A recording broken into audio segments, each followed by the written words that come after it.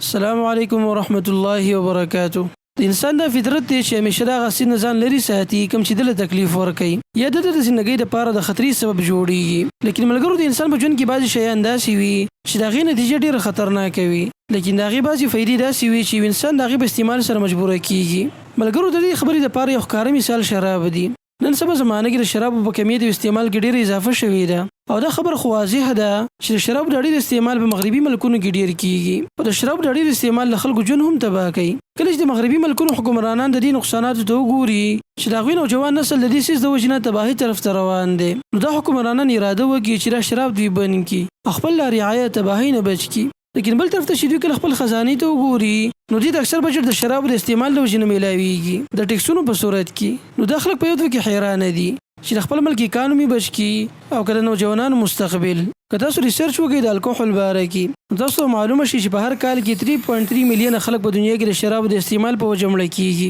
شراب دومره یو غلیظ څیز دی چې د انسان د رابطې د خپل ژوند سره بالکل ختموي. ډاکټران په ریسرچ کې دا ویلي دي چې د شرابو د استعمال د وجې نه د شپېتو نه زیات مرضونه جوړېدی شي د انسان په بدن کې. شراب د ټول اول په دماغو باندې حمله کوي، بیا وروسته په ټول بدن کې خورېږي. په مغربي ملکونو کې د دې استعمال په غټو اجتماعاتو او پروګرامونو کې کیږي، یعنې دا خلک د شرابو استعمال د تفریح دپاره کوي. ملګرو هغه انسان کوم چې د شرابو عادت نه وي او دی په اول ځل شراب وڅکي نو دې سره د کې یو ښه احساس پیدا کیږي، خاص کر هغه انسان چې هغه ته ذهني ټینشن وي د دې په څکلو سره هغه ختمیږي او په دې سره د خپل ځان ډېر په سکون کې محسوسوي. لیکن ملګرو دا سکون او خوشحالي د ډېر لږ وخته پورې وي. کله چې شرابو د اثر ختم شي نو په دې سره د دماغو بوج او ټینشن کې ښه اضافه کیږي. ملګرو دې ځای کې دا خبره یاد ساتئ چې انسان د خوشحالي هله محسوسیږي کله چې د بدن کې موجود هارمونز ریلیز شي او دا هارمونز هله ریلیز کیږي کله چې انسان د هغه څیز میلاو شي کوم چې د ده ډېر خوښ وي. نو څومره چې دا ډېر ریلیز کیږي نو هغومره انسان د ذهني تسکین زیات میلاویږي. لیکن ملګرو کله چې انسان د شرابو د استعمال بار بار کوي نو دې سره دې عادت شي، بیا ذهني سکون ته هله میلاویږي کله چې د شراب په ډېر مقدار کې وڅکي. نو ملګرو د وخت په تېرېدلو سره ورو ورو بدن ته د شرابو ډیمانډ سیوا کیږي او د دې اختتام هله کیږي کله چې انسان د دې دنیا نه رخصت شي او یا دې په خپله دا نشه پرېږدي. یو ریپورټ نه دا معلومه شوې ده چې په استرالیا کې اکثر مرګونه د شرابو د وجې نه واقع کیږي. په هر 5 کسانو کې چې یو کس سره زباني یا جنسي زیاتې کیږي نو هغه د شرابو په حالت کې کیږي. دې ملکونو کې خاص کر امریکا، روس، چین، جرمني او استرالیا دا هغه ملکونه دي کومو کې چې د شرابو استعمال د حد نه زیات کیږي. امریکا، چین او روس اگر چې د سوپر پاور دي لیکن د شرابو د ډېر استعمال او د دې نه نقصانات د دوی لپاره یو چیلنج ګرځېدلی دی.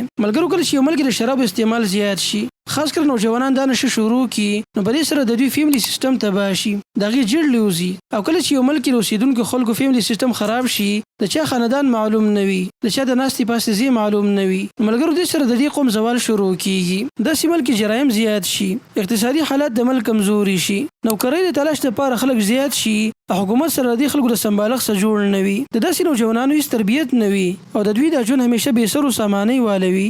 ستاسو ذهن کې به دا سوال راځي چې د شرابو دومره نقصانات دي نو دوی د شراب بندۍ ولې نه په دې پابندي ولې نه لګوي؟ نو ملګرو د دې جواب دا دی چې دې ملکونو ته د دې شرابو په وجه باندې ډېر مال میلاویږي. نن سبا په دنیا کې چین په اول نمبر باندې دی چې دې د شرابو په کاروبار کې 335.9 بلین ډالر ګټي، دوی دا پخپله جوړوي او نور ملکونو ته د دې سپلای هم کوي. دویم نمبر باندې راځي امریکا په هر کال کې 285.6 بلین ډالر راجمع کوي د شرابو د کاروبار نه او دې پسې بیا وروسته دغه شان روس، جاپان او جرمني دا هغه ملکونه دي چې د دوی اکانومي د شرابو د کاروبار په وجه باندې مضبوط ده او د دې په وجه باندې دوی ته ډېره منافع میلاویږي. نو ملګرو دا هغه وجوهات دي د کومو د وجې نه چې دا خلک مجبوره دي.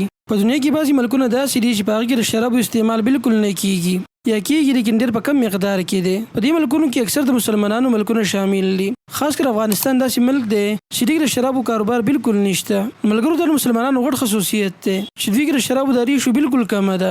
ملګرو په دې شکر پکار دی چې الله موږ د دې شر محفوظ ساتلی یو. قرآن کې الله سبحانه وتعالی د شرابو د فایدو ته اشاره کړې ده او دوی فرمایلي دي چې شرابو کې فایدې شته لیکن په دې کې موجود ګناه د فایدې نه هم سیوا دی. ملګرو که تاسو وګورئ په دنیا کې اسلامي ملکونه د فیملی سیستم په لحاظ سره سوپر پاور دي او دا ډېر لوی نعمت دی. ملګرو د یورپي ملکونو د حکمرانان خپلو خلکو ته په جړه جاړي، هغوی ته دا نصیحتونه کوي چې تاسو خپل فیملی سیستم مه خرابوئ. نو ملګرو دې خلکو ته دا ډېر غټ نقصان دی چې دوی په دنیا کې هغه لږه مزه اختیاره کړې ده او کوم چې د ټول عمر هغه راحت دی هغه دوی پرېښودی دی.